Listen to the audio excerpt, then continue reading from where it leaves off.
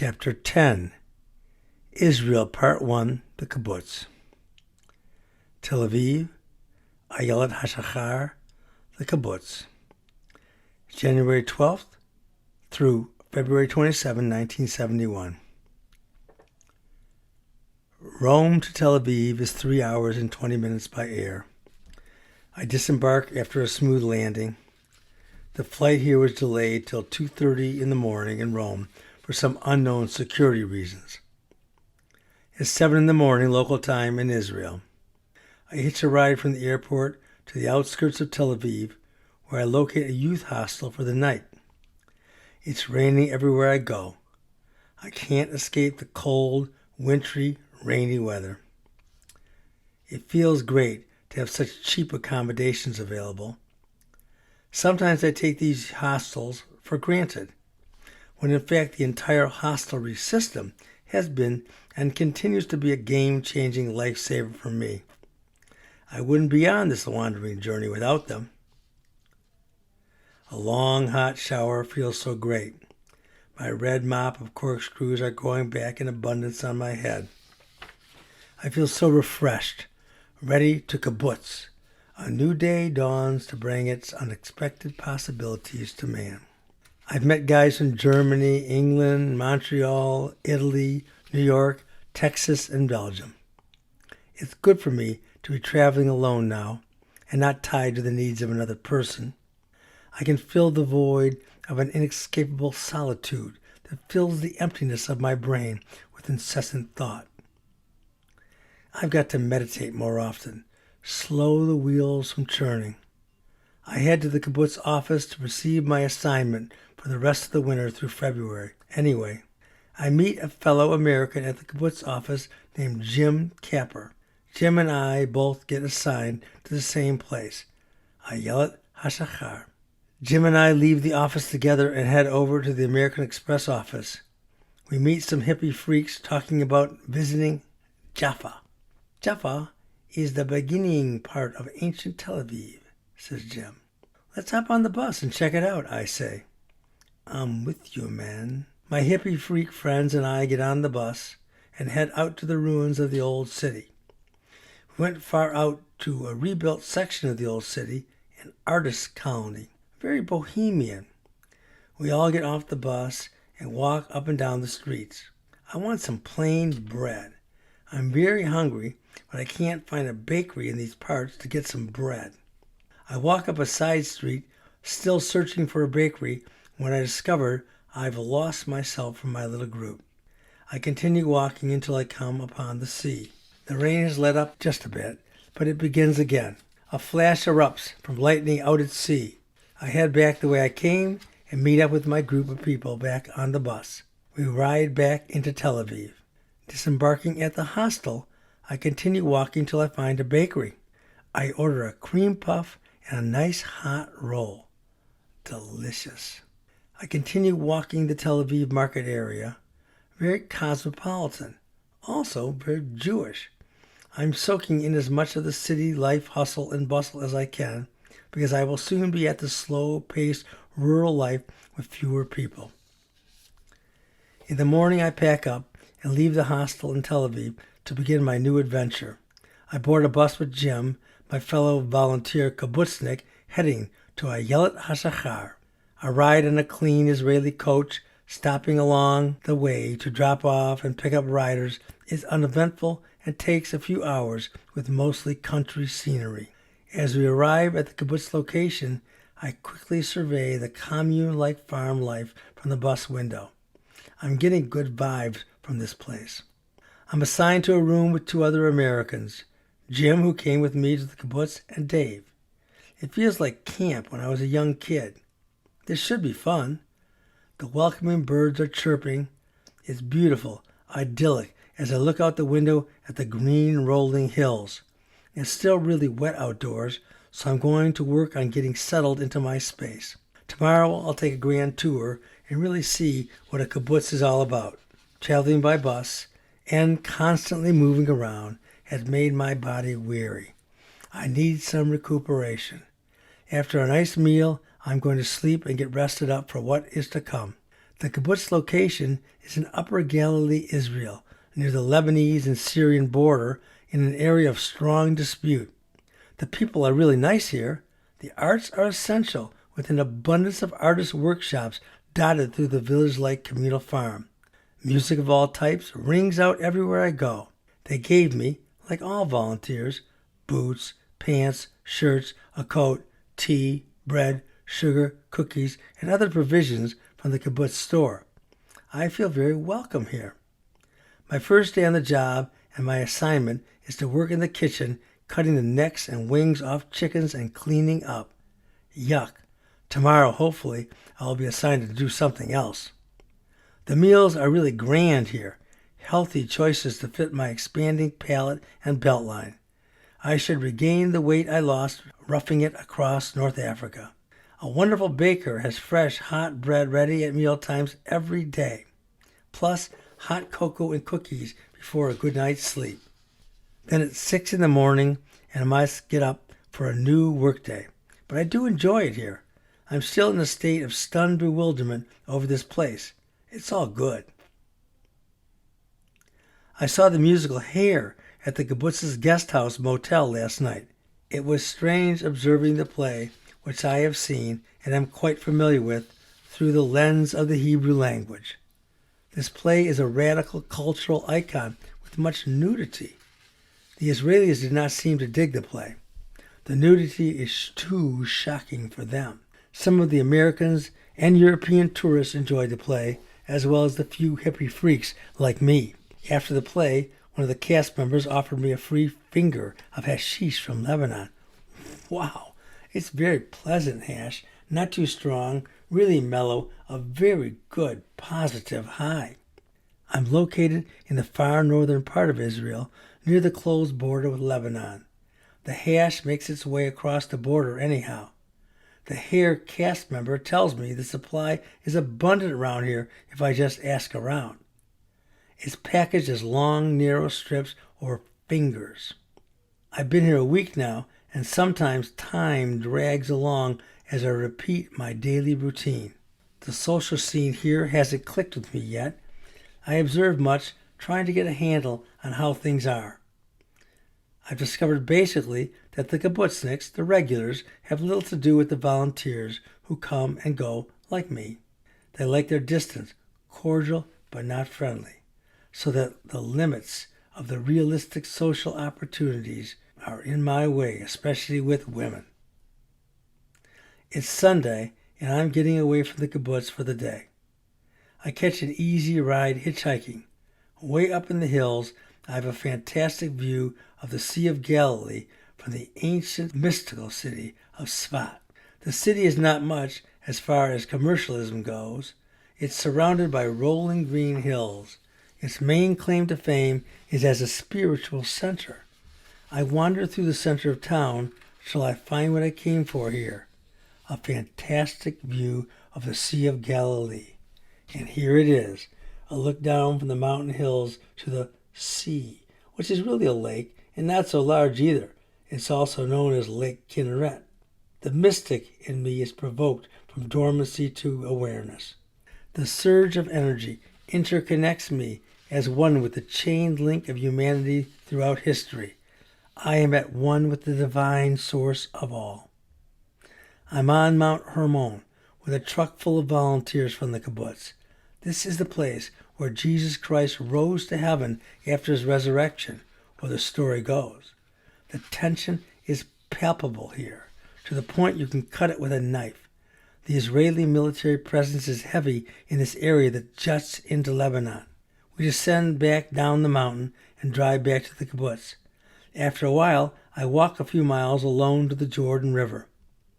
I meet up with a couple of American friends from the kibbutz at the riverside, Mac and Henry. I say we baptize each other, man. Let's do it, says Mac eagerly. You're crazy, man. Wouldn't mean anything, says Henry. It would mean something to me, and that's all that matters, says Mac. What do you say? Inquires Henry with a look at me. Hell yeah, I'm into it. Let's do Jesus and John the Baptist proud, I say. That's what I'm talking about, chimes in Mac. You can baptize me first, man. After taking off our shoes, I walk into the Jordan River with Mac until we are just about mid-calf deep. The river at this point is really just a wide stream swollen by the melting snows. Bend down and put your face in the water, I suggest. I'd rather just sprinkle myself with holy water, replies Mac. Just say a few words, then I will sprinkle myself with the cold water from the snow melt on Mount Hermon. In the name of the Father, the Son, and the Holy Ghost, I baptize thee. I gently touch Mac on the crown of his head, and he proceeds to dunk his face into the cold waters. Then it is my turn. Mac repeats the same words to me, and I dunk under. Henry stands at the shoreline. He's not coming in to be baptized in the Jordan River. His loss. I know it's only symbolic and doesn't amount to a thing, but I'm glad I did it. We make a small fire by the riverside of small sticks and pieces of wood remnants to help get warm and dry before the walk back to the kibbutz. It is so peaceful here, the ever-flowing eternal waters, soothing, serene, inspiring. Back on the long walks to the kibbutz, I ponder the week ahead. It's a heavy trip. The animals, the fields, the farm, kitchen prep and cleanup, the people. It's all going by in a blur. It's calm and good, and also monotonously boring at times, but the beauty of the good far outweighs any of the bad. One of the great enjoyments here at the kibbutz is Clyde the camel. What an animal. The kibbutz has a petting zoo of sorts. Fantastic Clyde bubbles his blown-out tongue at me, and a flash of camel split splashes my forehead and hair. This animal is just too much.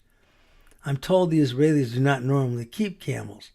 The story goes that Clyde was found out in the desert and rescued. He was brought back to the farm to keep company with a lamb, a goat, and a few other farm animals. All the animals are kept in a corral together that has turned into a petting zoo for the tourists and the local kibbutz community. Clyde is an ornery character. He bellows, spits, and shits at any and all times.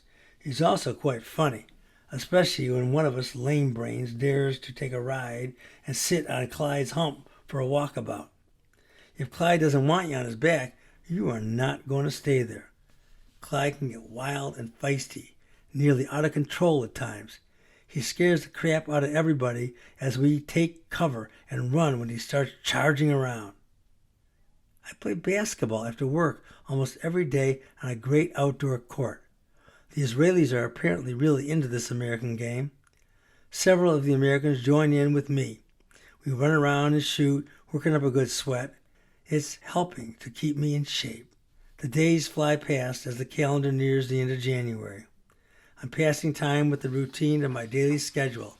Up at 6, start work a half hour later, check in at work assignment, put in an 8-hour day with a good lunch, play basketball, enjoy a great dinner, go to sleep, get up, and do it all over again. Something heavy and very outlandish is taking place in my head and in my recurrent thought processes. I have this feeling, this instinct or intuition that the life I live is controlled from some other dimension. I sense vibrations of energy from somewhere else all the time. It's hard to pin down such a nebulous concept, but I'm haunted by these thoughts. Am I here because I chose to be here on the wandering journey, or was it going to happen anyway? Do I control my destiny and fate, or does fate control my days? A person is only his or her experiences. If he or she is to do or accomplish anything, it is through the personal, labored efforts of one's own experiences. I realize my thoughts are my own, but they're probably lifted from 1,000 other heads. New things spring from past ingredients to create progress and development. Why not? Is a new philosophy for me at this time in my life. Hank Dyke, a great friend and fellow volunteer kibbutznik, enlightens me on his humorous take on life. I adopt his philosophy as my own from here on out. Woodstock, you have to look at the big picture of life, he says. Ask yourself truly, why not? Try something, do something, find a good reason to take a chance, discover meaning and purpose for the direction of your life. Why not? Indeed, I agree. This is a great road philosophy, I realize, but it also can be dangerous. Common sense must prevail. The Beatles movie, Yellow Submarine, was shown at the Kibbutz tonight. What a fun film and great music. I worked cleaning dishes all last week. This week I'm working up the tea and soup wagon as my terrain during lunch and dinner hours. I like the constant rotation of jobs amongst us temporary visitors. Right as I'm about to get bored doing a job, I get a new assignment. It keeps things interesting.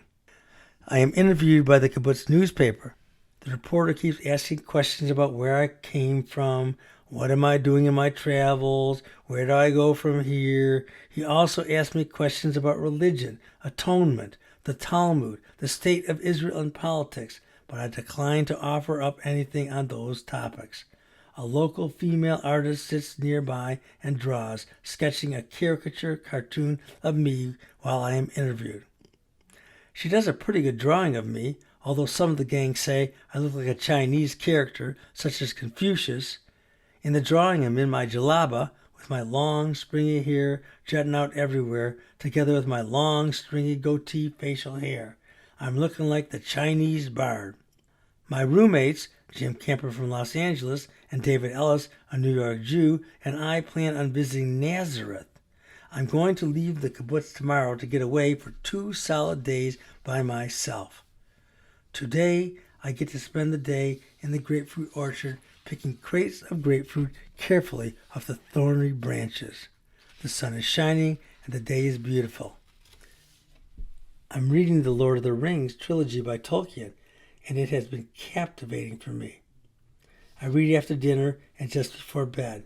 My imagination fills with all the storylines, adventures, and battles that the author has created. What an epic event it is reading this trilogy. The trip to Nazareth is a thrill. I walk the streets that Jesus walked. Nazareth is populated by 30,000 Christian Arabs. Who knew? Many small churches are dotted throughout the town. Nazareth is south of the kibbutz. We take the bus from the kibbutz to Nazareth. When we get back from Nazareth, we say goodbye to David from Long Island, New York. What a high-energy guy. He says he's got to keep moving along the hippie trail. Maybe we'll run into each other again down the road. I am suddenly a cowboy as time zips along. I am working with the milk cows all week long. The thin old European Jew who runs the operation is a good guy. He's taught me a lot this week. I've never been around cows on a farm in my life, but now I feel like a regular cow-herding cowboy. Today, I wake up and go to the barn only to discover a major disturbance taking place. A cow somehow jumped into the feeder in the milking house. We can't get her out, and her head is stuck in the bars. "I've never seen anything like this before," says the boss. The cow is really flipped out. Her eyes have that semi-deranged look. 3, then 4 of us tug and pull to no avail. She is wedged in, and there is no room to maneuver. We use a mechanical hoist and place a wide leather belt under her to lift her.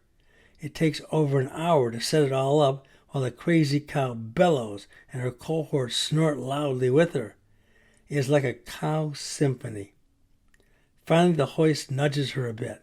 Suddenly, the cow breaks free on her own and jumps out of the feeder stanchion. The cows are huge, but easy to control with a series of noises. Getting in the barnyard with them and their poop is quite an experience. During the rain, the cow manure mixes with water and it becomes a literal river of shit. Sometimes it comes up and over my high rubber boots and onto my pants and feet. Disgusting. The volunteers, who are my social life here, come from all over the world, but mostly from Europe or America. People are coming and going all the time. The regular kibbutzniks have their own social life and keep to themselves. It makes for a weird dynamic. The people you see all the time don't want to become too friendly, and the people that are friendly are here and gone, replaced with newbies. So, I keep to myself a lot when I'm not working. Nightly solitude with my thoughts has been good for me. I'm trying to gain some clarity and insight about myself. Most often, I struggle in vain. I need to start making plans to move on from here. If I stay too long, I will stagnate, become too mellow, and rot. By the end of February, I need to move on, perhaps southern Israel at the Red Sea to Eilat, where I am told it is much warmer. I'm trying to understand the human gig and my place in it. With all this self-introspection, I've recently come to think of myself as a cold, unaffectionate person. I'm a real hard guy. Why am I this way? It's like I'm afraid to be affectionate and caring to other people. Actually, I don't know if I want to. I enjoy the cocoon I make for myself at times. I know I need to eventually open up and be more friendly to others. Not that I'm not friendly. I just know I can put out a better version of myself every day. Continual self-improvement is essential to get the most out of life. I'm a living, breathing being that is a whole system, and within me is the essence of all things. I am a whole microsystem within the larger macro system. I have a sick day today, just not feeling right. I'm lying in bed, the Lord of Rings, all day. A new couple has arrived recently, Big Al from Toronto and his girlfriend Polly from Detroit. She's a cute, perky blonde, and we know many of the same places back in our home state of Michigan. Big Al is a tall, wiry, thin guy with wild, curly brown hair that extends halfway down his back. Al and Polly are true hippie freaks like me. It is relatively common for a couple, married or otherwise, to come to the kibbutz together as volunteers. There are many pairs here, including just groups of friends from various countries. But there are also many who come alone, just like me. A great song by the Beatles blares out from my roommate's radio. We can work it out. Try to see it my way. Do I have to keep on talking until I can't go on? While you see it your way, run the risk of knowing that our love may soon be gone. We can work it out. We can work it out. Think of what you're saying. You can get it wrong, and still you think it's all right. We can work it out. We can work it out. Big Jim, the kahuna, has abruptly left for Denmark without a moment's notice. He left his radio behind. Oh, I love this song. Life is very short, and there's no time for fussing and fighting, my friend. Today it feels like spring. Life is full of wonder. An old girlfriend wrote me a letter, and I let it get me down in the dumps, missing home and what used to be with her. My life is going in a new direction right now, and I must proceed unimpeded by doubts and worry. Only time will tell if I am right or I am wrong. While you see it your way, there's a chance that we might fall apart before too long. We can work it out. We can work it out. I'm a different person now as a result of my travels. Perhaps an even harder, unaffectionate person than I was before. I know that's not good, although there are many advantages to being this way. Self-reliance is number one, and doing my own thing whenever and wherever I choose. But it can also be lonely, being so heartless. I have all kinds of love within me waiting to be unleashed, but I just haven't found that right woman. It's not the right time in my life to have that great love just yet. I don't have the confidence to handle rejection when I make the moves on a woman. The moves that must be played to strike up a chance of hitting it off with another human being of the opposite sex just befuddles me at times. I'm not up to it. These Italian guys here make a move on every female that walks by. They don't care about rejection possibilities. They must get laid a lot. It's just not in my character to behave this way. Things have to just fall into place naturally for me when it comes to the opposite sex. I tried my bell-bottoms on today, and holy shit, I'm getting to be a fat ass here. Too much good food fattened me up in the winter here at the kibbutz. I'm going to have to work off the extra weight on the basketball courts with the guys. I need to run more and take longer hikes. When I get back on the road and away from this home-like structure, then it will be time to rough it once again. I'm now in my last week at the kibbutz. I have a registered letter waiting for me at the post office. That should be the money I need sent from back home by my family. I am planning to leave for Eilat at the end of the month. My head swirls from thoughts of actually trekking through Afghanistan. The option to do so will soon be upon me. But for now, I plan on heading south for the month of March. I just need to take things as they come and not be so serious of what could be. Enjoy each day for what it is. I play basketball with Silviano the Italian and Hank the Dutchman. We are having a hilarious good time. I have the hot hand for once. Everything I throw up to the net just seems to go in. The two of them just keep on bitching at me in their languages, and I just laugh. I laugh and laugh all the way to winning each game. Next time I play these guys, I probably won't be able to make a shot. They will get their payback on me. Most of the American people here left the kibbutz for now. Everyone else is from Europe mostly. A Dutch chick, Trudy, is now here, a new girl. I've been watching somewhat in my own shy way. Our eyes have met several times, and we've smiled back to each other across the room, but I've yet to have a conversation with her. I'm going to see if my friend Hank can introduce us. My so-called public image can be tarnished if I receive a rejection out in the open social scene. The social me has the lover me all tied up in knots to where I'm paralyzed to take action. Sometimes I think I can solve this conflict within myself, the insanity of the human gig, but then reality proves otherwise, for the problem resurfaces again and again. Controlling the hormonal sexual urge is quite a thing for a young 20-something individual to contend with. I'm no different than other people in that regard, male or female, but I think some of us have that urge all the time, and it is a challenge to overcome. My Moroccan flute has become a very important part of my solitary life here at the kibbutz. I like to go for walks by myself and play the flute as I stroll along the rolling green hills. The music and sounds I generate put my mind at ease. Sometimes I find myself with a small audience of my fellow volunteers and kibbutzniks enjoying my flute playing. We have a birthday party for Bonnie, the big red-headed English girl. This kicks off a slew of parties throughout the week. Many of us are departing the kibbutz. My going-away party will be at the end of the week.